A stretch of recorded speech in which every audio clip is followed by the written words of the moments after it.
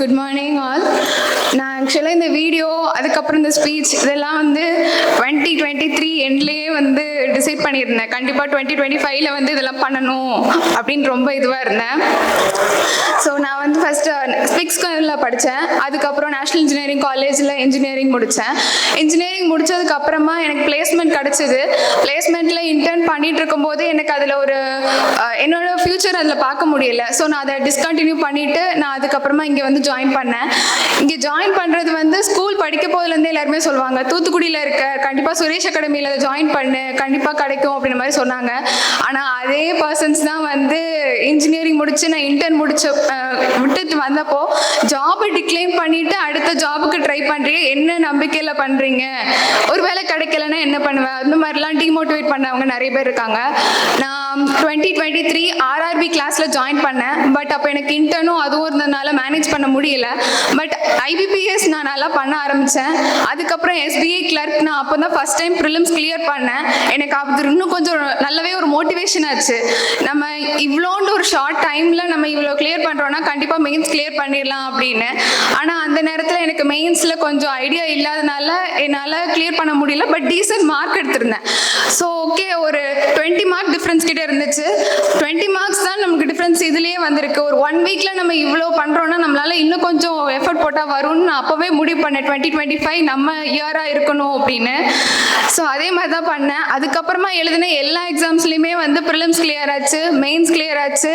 RRB PO நான் interview வரைக்கும் போனேன். பட் அன்ஃபார்ச்சுனேட்லி எனக்கு அது கிடைக்கல. பட் இருந்தாலும் ஓகே, நம்ம எப்படியாவது IBPS ஆர் SBI நம்ம எடுத்தே ஆகணும் அப்படிங்கிறத நான் ரொம்ப இது பண்ணி வச்சுருந்தேன். எப்போவுமே காலையில் ப்ரஷ் பண்ணும்போது அந்த மிரர் இருக்குன்னா அதுக்கு மேலே வந்து ஒட்டி வச்சுருப்பேன். IBPS SBI கிளர்க் இதெல்லாம் வந்து ஒட்டி வச்சுருப்பேன். ஒட்டி வச்சுட்டு நான் அந்த ஐடி கார்டெலாம் பார்க்கும் போது எனக்கு இன்னும் கொஞ்சம் மோட்டிவேட் ஆகும். நம்ம இந்த இது எப்படியாவது இந்த வருஷம் எடுத்தாகணும் அப்படிங்கிற அந்த இதை டெய்லியுமே அதை பார்த்துட்டே காலையில் ப்ரஷ் பண்ணிவிட்டு அதுக்கப்புறமா கிளம்பி இன்ஸ்டியூட் வருவேன்.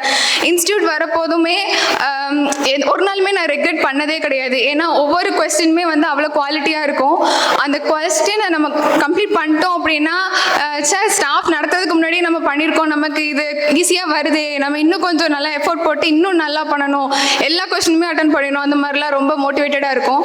காலையில் கிளாஸ் பேட்ச் வரப்போதுமே ஒரு மார்க் அவங்க மெசேஜ் போடும்போது டாப் 50 வராதா, டாப் 20 வராதா அப்படிலாம் பார்ப்பேன். நிறைய நாள் அது டாப் 3 வரும். அதெல்லாம் ரொம்ப ஜாலியாக இருக்கும். சார் நம்ம இதில் ஈஸியாக இப்படி எடுக்கிறோம், இவ்வளோ பேர் காம்படிஷனில் நம்ம இவ்வளோத்துக்கு வரோம், கண்டிப்பாக இதை நம்ம கிளியர் பண்ணணும் அப்படின்னு அது இன்னும் கொஞ்சம் நல்லாவே மோட்டிவேட் ஆகும். ஸோ ஒவ்வொரு நாள் நான் கிளாஸ் வரப்போதும் எக்ஸ்ட்ராவாக நான் மோட்டிவேட் ஆனேன். நெக்ஸ்ட் நான் இந்த ஸ்டேஜில் நிறைய பேருக்கு தேங்க்ஸ் சொல்லி ஆகணும். ஃபர்ஸ்ட் நான் என் ஃப்ரெண்ட்ஸ்க்கு சொல்கிறேன். பிகாஸ் நான் ஒரு டே ஸ்காலர், எங்கள் அப்பா இன்ஜினியர், எங்கள் அம்மா டீச்சர், என் தங்கச்சி 11th முடிச்சு 12th போகிறா. ஸோ நான் தான் என்னை வந்து பார்த்துக்கிற மாதிரி இருக்கும் most of the time. So கொஞ்சம் நான் வந்து லோவாக ஃபீல் பண்ணாலும் அந்த டே அதோட முடிஞ்ச மாதிரி இருக்கும். ஸோ அவங்க வந்து என்னை கொஞ்சம் கூட என்னோட மோட்டிவேஷன் கம்மியாகாமல் விட்டதே கிடையாது. எப்போவுமே என்னோட எனர்ஜி லெவல் எப்போவுமே பாசிட்டிவாக இருக்கிற மாதிரி இருக்கிறதுக்கு அவங்க ரொம்பவே எனக்கு ஹெல்ப் பண்ணாங்க. எந்த ஒரு டவுட்னாலும் எந்த ஒரு இதுனாலும் அவங்க டக்குன்னு எனக்கு வந்து ஹெல்ப் பண்ணாங்க. அதுக்கப்புறம் என் பேரண்ட்ஸ், எங்கள் அப்பாவுக்கு நான் சொல்லி ஆகணும். எனக்கு வந்து காலேஜ் படிக்கும்போது ஃபஸ்ட் இயர்லேருந்து ஃபைனல் இயர் வரைக்கும் உன்னோட லாங் டேர்ம் கோல் என்ன அப்படின்னு கேட்டாங்க அப்படின்னா நான் ஒன்று தான் சொல்லுவேன், எங்கள் அப்பாவை விட அதிகமான டெஸ்டினேஷன் போகணும், எங்கள் அப்பாவை விட நான் வந்து நல்லா பார்த்துக்கணும் இந்த ஃபேமிலியை அப்படிங்கிறத நான் சொல்லுவேன். அப்போ என்னோட ஷார்ட் டேர்ம் கோல் வந்து அப்பப்போ மாறிட்டே இருக்கும். ஏன்னா எனக்கு சாஃப்ட்வேரில் போகணுன்னு ஃபஸ்ட் ஆசையாக இருந்துச்சு. அதுக்கப்புறமா தான் நான் வந்து காம்படிட்டிவ் எக்ஸாம்ஸ்லாம் எழுத ட்ரை பண்ணேன். எழுத போதுமே எது எடுக்க அப்படின்னு தெரியாமல் எல்லா எக்ஸாம்ஸும் ட்ரை பண்ணேன். அப்புறம் தான் பேங்கிங்கை சூஸ் பண்ணேன் கடைசியாக. ஸோ அந்த மாதிரி இருக்க போது எனக்கு அப்போ அஷூரன்ஸ் கொடுக்க தெரில. பட் இப்போ எனக்கு வந்து அந்த அஷூரன்ஸ் கொடுக்க முடியுது. அப்புறம் எங்கள் அம்மா எனக்கு மோர் தென் ஃப்ரெண்ட் மாதிரி. ஸோ எங்கள் அம்மா எனக்கு நிறைய வேலை வந்து ஹெல்ப் பண்ணியிருக்காங்க. முக்கியமாக சொல்லணும் அப்படின்னா இன்டர்வியூ செஷன் சொல்வேன். நான் இன்ஜினியரிங் படிக்கும் போது என்னோட கோர் சப்ஜெக்ட் எல்லாமே கொரோனா பேட்ச்லேயே முடிஞ்சிருச்சு. ஸோ எனக்கு பேசிக் வந்து அந்தளவுக்கு ஐடியா இல்லை அப்படின்னாலும் ஒரு 2 days எடுத்துப்பாங்க. அதுலேயே அந்த பேசிக் எல்லாமே எனக்கு சொல்லிக் கொடுத்து அதை மேனேஜ் பண்ண வச்சுருவாங்க. ஸோ அந்த மோட்டிவேஷன் எனக்கு வந்து அவங்க சொல்லிக் கொடுத்த இந்த வேலாம் பார்க்கும்போது சார் நம்ம டீச்சரோட டாக்டராக இருக்கிறதுல ரொம்ப பெருமையாக இருக்குது அப்படிலாம் எனக்கு தோணும். தென் என் தங்கச்சிக்கும் நான் இதுக்கு ஈக்குவலாக வந்து நான் தேங்க்ஸ் சொல்லி ஆகணும். பிகாஸ் அவள் வந்து பேசிக் சிப்ளிங் ஸ்டெப்ஸ் மாதிரி தான். அவள் வந்து காலையில் கிளாஸ் போவாள், அவளுக்கு சண்டேயுமே ஸ்டடி இருக்கும். ஸோ எல்லா நாளுமே கிளாஸ் போகிறதுனால அக்கா வந்து ஃப்ரீயாக இருக்கா, அவள் வந்து காலையில் கிளாஸ் போயிட்டு வந்ததும் அதுக்கப்புறம் ஃபோன் பார்ப்பா, வீட்டில் ஃப்ரீயாக இருப்பா, அந்த மாதிரி சொல்லிகிட்டே இருப்பா. சண்டேலாம் நான் பாட்டுக்கு ஃப்ரீயாக இருப்பேன், எனக்கு ஒரு நாள் ரெஸ்ட் எடுத்துப்பேன்.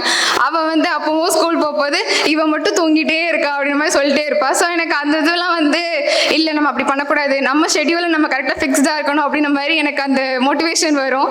ஸோ ப்ரொக்ராஸ்டினேஷன் அப்படிங்கிற அந்த வேர்டு எனக்கு இன்ட்ரடியூஸ் ஆகிறதுக்கு முன்னாடியே அதை வந்து என் லைஃப்லேருந்து வெட்டினது அவள் தான். ஸோ அதுக்கு நான் கண்டிப்பாக அவளுக்கு தேங்க்ஸ் சொல்லணும். அதுக்கப்புறம் நான் வந்து அகாடமிக்கு தேங்க்ஸ் சொல்லணும். ராஜா சார், நான் இங்கே வந்து ஜாயின் பண்ணும்போது எனக்கு வந்து ரீசனிங் அண்ட் இங்கிலீஷ் நான் கண்டிப்பாக நல்லா பண்ணிடுவேன் அப்படிங்கிற ஒரு நம்பிக்கையில் தான் நான் வந்தேன். பட் குவான்ஸ் எனக்கு வந்து வருமா அப்படிங்கிறது ஒரு டவுட்லேயே இருந்தேன். ஃபர்ஸ்ட் டே இந்த கிளாஸில் தான் அந்த ஓரமாக உட்காந்துருந்தேன் லாஸ்ட்டில். ஏன்னா நான் வந்து வரப்போ கிளாஸ் ஆரம்பிச்சிருச்சு, அந்த மாதிரி தான் இருக்க போது அவர் வந்து ஸ்பீட் சொல்லி கொடுத்துட்டு இருந்தார். எல்லாரும் வேகமாக பண்ணிகிட்டே இருந்தாங்க. ஐயோ நம்ம இப்போ என்ன பண்ண போகிறோன்ற மாதிரி பார்த்ததுமே பயமாயிருச்சு. அடிஷன் தானே நமக்கு இது வராதா அப்படின்ற மாதிரி இருந்தது, பார்த்ததுமே பயமாயிருச்சு. ஸோ அதுக்கப்புறமா அவர் கொஞ்சம் ஈஸியாக ட்ரிக்ஸ்லாம் சொல்லி கொடுக்கும்போது அப்போ தோணுச்சு, கண்டிப்பாக இது நம்ம வந்து கிளியர் பண்ணிடலாம், சார் கண்டிப்பாக நல்லா சொல்லி கொடுக்குறாரு, இது கொஞ்சம் ஃபாலோ பண்ணால் கூட நம்ம வந்து வந்துடுவோம் அப்படின்ற மாதிரி எனக்கு அப்பவுமே தோணுச்சு. அதே மாதிரி அரித்மெட்டிக்கை பார்த்து எல்லாருமே பயப்படுவாங்க. நிறைய பேர் எனக்கு மோட்டிவேஷனாக இருந்தாங்க. ஏன்னா அவங்க வந்து குவான்ஸ் நல்லா பண்ணும்போது ஏன் நமக்கு வரல அப்படின்ற மாதிரி எனக்கு அது பொறாமையாக இருக்கிறத விட அது எனக்கு இன்னும் கொஞ்சம் மோட்டிவேட் ஆச்சு. அவங்களால பண்ண முடியுது, நம்ம இன்னும் கொஞ்சம் நம்ம பண்ணணும் அப்படின்ற மாதிரி எனக்கு தோணும். ஸோ நான் அதை வந்து இன்னும் கொஞ்சம் பண்ணேன். அது சார் ரொம்ப ஈஸியாக்குனாரு.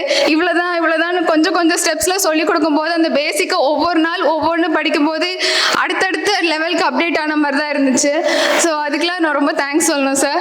அதுக்கப்புறம் முக்கியமாக இன்டர்வியூ செஷன், நான் வந்து இங்கே ஜாயின் பண்ணும்போது ரொம்ப ரிசர்வ் டைப்பாக இருப்பேன். ஈஸியாக என்னால் பேசிக்க முடியாது, ஈஸியாக நான் கம்யூனிகேட் பண்ண மாட்டேன், சோஷியல் ஆகிறது ரொம்ப லேட் ஆக்குவேன். பட் அவர் என்னை ஐடென்டிஃபை பண்ணார். நீ உனக்கு டேலண்ட் இருக்குது, உன்னால் பேச முடியுது, நீ இப்போ கண்டிப்பாக பண்ணுவேன் அப்படின்ற மாதிரி சொன்னாங்க. மார்க் இன்டர்வியூ செஷன்லலாம் ஒரு குட்டி ஸ்பேஸ் கொடுத்து நீ அதை ஆர்கனைஸ் பண்ணு, உனக்கு ஒரு ஐடியா கிடைக்கும் அப்படின்ற மாதிரிலாம் சொன்னார். அதெல்லாம் எனக்கு ரொம்ப மோட்டிவேட்டடாக இருந்துச்சு. அந்த ஆர்ஆர்பி பிஓக்கு கூட நான் வந்து என்னோட வழியில் தான் வந்தேன். லாஸ்ட் டே தான் சார்ட்டு கேட்டேன். சார் சொன்னதுமே எனக்கு கொஞ்சம் ஓகே நம்ம பண்ணிடலாம் அப்படின்ற மாதிரி இருந்துச்சு. பட் ஐபிபிஎஸ் பிஓ நான் ஃபஸ்ட்டு ஸ்டார்டிங்லேயே சார் சொன்னதுலேருந்தே அதுலேயே அப்படியே வந்ததுனால எனக்கு இன்டர்வியூ போகிற வரைக்குமே எனக்கு பயமே இல்லை. பட் லாஸ்ட் 5 minutes தான் எனக்கு கொஞ்சம் அப்படியே ஐயோ நம்ம இப்போ அட்டன் பண்ண போகிறோம், இது நமக்கு வந்து ரொம்ப இம்பார்ட்டண்ட்டான ஒரு இது அப்படின்னு சொல்லி எனக்கு கொஞ்சம் பயமாக போகுது. சாரோட வேர்ட்ஸ் தான் எனக்கு வந்து ரிமைண்ட் ஆச்சு. உனக்கு வந்து இங்கிலீஷ் நல்லா வருது, நீ கண்டிப்பாக நல்லாவே பேசுவ, உனக்கு பயம் இல்லாமல் நீ மட்டும் பேசணும், அவ்வளோதான் அப்படின்ற மாதிரி அவர் சொன்னதெல்லாம் எனக்கு நான் வந்துச்சு. ஸோ அதே மாதிரி கொஞ்சம் பயம் மட்டும் கம்மி பண்ணிட்டு உள்ளே போனேன், நல்லா பண்ணிட்டு வந்தேன். எனக்கு தெரிஞ்ச வரைக்கும் நான் நல்லா பண்ணேன். தென் அகாடமிக்கு தான் நான் இங்கே வந்ததில் வந்து எனக்கு நான் இங்கே கிளாஸ் அட்டன் பண்ணும்போது சூப்பர் பேட்ச் கிளாஸ் போகணுன்னு ரொம்ப எனக்கு வந்து ஆசையாக இருக்கும். ஒவ்வொரு தடவையும் டெஸ்ட் வைக்க போது அதுக்கு முன்னாடி நான் வந்து ரெகுலராக வரலனாலும் அந்த சூப்பர் பேட்ச் டெஸ்ட்னால் நான் டக்குன்னு வந்துடுவேன். அன்றைக்கு காலையில் கண்டிப்பாக நாங்கள் ப்ரெசென்ட் ஆகிருப்பேன், வந்து அட்டன் பண்ணுவேன், அதை எப்படியா கிளியர் பண்ணணும்னு நினச்சி கிளியர் பண்ணி போவேன். பிகாஸ் சூப்பர் பேட்ச் கிளாஸில் எக்ஸ்ட்ராவாக நிறையவே கற்றுக்கலாம். ஏன்னா அவங்க ரொம்ப எப்படி சொல்ல நல்லா படித்தவங்களாக இருப்பாங்க, அவங்க ரொம்ப வேகமாக பண்ணுவாங்க, எல்லாமே மார்க்ஸ் எல்லாமே அதிகமாக இருக்கும். நம்ம ஸ்கோர் கீழே இருந்தாலும் அவங்களெல்லாம் வந்து பீட் பண்ணணும் அப்படிங்கிற அந்த இதெல்லாம் ரொம்ப வெறியாகும். அதே மாதிரி கரண்ட் அஃபேர்ஸ் செஷன்ஸ்லாம் அவங்க வைக்கிறதுலாம் வந்து நமக்கு டெய்லியும் வந்து நம்ம படிச்சுட்டு போகணும், அவங்க நமக்கு வந்து இது தெரில அப்படிலாம் சொல்லிடக்கூடாது அப்படிங்கிறதெல்லாம் ரொம்ப இதுவாக பண்ணுவேன். ஸோ சூப்பர் பேட்ச் கிளாஸ் எனக்கு ரொம்பவே ஹெல்ப்ஃபுல்லாக இருந்துச்சு. So thank you. எங்கள் அப்பா ஒரு 2 words சொல்கிறதுக்கு கூப்பிடணும்னு ஆசைப்பட்றேன். இங்கே வந்திருக்க அனைவருக்கும் எனக்கு முதற்க வணக்கம். மற்றபடி என் பொண்ணு வந்து அவளுடைய சாய்ஸிலே விட்டுருவேன். அதாவது நான் படித்தது எல்லாமே கிராமத்தில். ஆனால் இந்த தூத்துக்குடி வந்து வேலை வாய்ப்புக்கு தான் இங்கே வந்திருந்தேன். ஆக்சுவலாக என் பொண்ணு வந்து இன்ஜினியரிங் தான் படிச்சு ஒரு இன்ஜினியர் ஆக்கணும் அப்படிங்கிற ஒரு இதில் மோட்டிவேட்டில் இருந்தேன். ஆனால் அந்த சாய்ஸ் கிடைக்கல. ஏன்னா இபி எல்லாமே ப்ரைவேட்டேஷன், அவுட் சோர்சிங் அந்த மாதிரி போனோன்னே டப்புன்னு என்ன பண்ணலான்னு ஒரு யோசனை இருக்கும்போது தான் சரி சுரேஷ் அகாடமியில் சேர்த்து விடுவோம். இங்கே எல்லாருமே படித்து 1 yearல பாஸ் பண்ணி போயிடுறாங்க. அதனால் நம்ம பொண்ணும் வந்துட்டால் நல்லா இருக்கும்னு நினச்சி எய்ம் பண்ணேன். ஆனால் அதே மாதிரி 1 yearல சக்ஸஸ் பண்ணிட்டாப்புல. இது எனக்கு ரொம்ப தேங்க்ஸு. ஆனால் அவள் ஒரே ஒரு மேட்ரு, ரிசல்ட் வந்த உடனே ஏப்பா உங்களுக்கு எவ்வளோ சம்பளம் பாடினா ஏடா அதை கூட கேட்குறேன். இல்லைப்பா சொல்லுங்கப்பா, நான் நல்லா வேலைக்கு சேர்ந்துருக்கேன், நீங்கள் சொல்லுங்க. இல்லைடா 1.7 இருக்குண்டா. பரவாயில்லையாப்பா, எனக்கு 1 தான் கம்மிப்பா, 0.7 எனக்கு கிடைக்குப்பா, இதான் எனக்கு இதுப்பா, நான் பார்த்துக்கிட்டோம்ப்பா. உங்களை வந்து நாங்கள் எதிர்பார்க்க மாட்டோம்ப்பா. நான் அதாவது என்ன சொல்லுவேன், அதாவது உன்னுடைய லைனை நீ தான் பார்த்துக்கிடணும். அதாவது நான் எங்கள் சப்போர்ட்டிங் வந்து கொஞ்ச நாளைக்கு தான், அதுக்கப்புறம் உன்னுடைய செடி நீ தான் அப்படின்னு சொல்ல எய்ம் பண்ணி வச்சுக்கிட்டே அவள் என்ன சொல்கிறான்னா, நான் நல்லபடியாக இப்போ வேலைக்கு போயிட்டேன்ப்பா, நான் பார்த்துக்கிடுவேன்ப்பா. அம்மா வந்து நான் எனக்கு எவ்வளோ தைரியம் பண்ணுவாப்புல, இருந்தாலும் நான் அம்மாவுக்கு சப்போர்ட்டிங்க நான் இருப்பேன்ப்பா அடிக்கடி சொல்லுவாப்புல. எனக்கு ரொம்ப தேங்க்ஸ். உங்களை அனைவருக்கும் நன்றி. இது ஷர்மியோடைய அவளுடைய ஒன்லி எஃபர்ட். நாங்கள் இதில் ரொம்பலாம் ஹெல்ப் பண்ணல. பட்டு சுரேஷ் அகாடமிக்கு தான் தேங்க்ஸ் சொல்லணும். அது ராஜா சார் தான். எந்நேரமும் ராஜா சார்னு வீட்டில் புலம்பிகிட்டே இருப்பா. அவள் அந்த மரியாதை கொடுக்குறதுலே தெரியும், ஒரு டீச்சருக்கு தெரியும். அதாவது ஒரு சார்னா என்ன சொல்லுவாங்கன்னா, அவன் வந்தான் அவன் போனான் அப்படின்னு சொல்லுவாங்க. அதாவது அந்த பிள்ளைகளுடைய மென்டாலிட்டி அப்படி இருக்கும். ஆனால் இவன் வந்து ஒவ்வொரு நேரமும் இப்போவுமே இந்த மீட்டிங்கில் பார்த்தீங்கன்னா ஒவ்வொருத்தருமே ராஜா சார் அப்படின்னு அந்த சாருங்கிறத சேர்த்தே சொல்லும் போதே தெரியுது அந்த சாரோட எஃபர்ட்.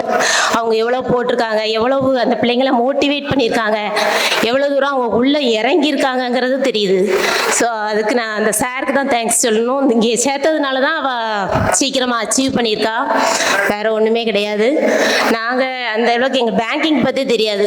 இப்போ நம்மளுக்கு மெடிக்கல்னா தெரியும், டீச்சிங் லைன் தெரியும், இன்ஜினியரிங் லைன் தெரியும். ஆனால் பேங்கிங்கில் எங்கள் குடும்பத்தில் யாருமே போகலை.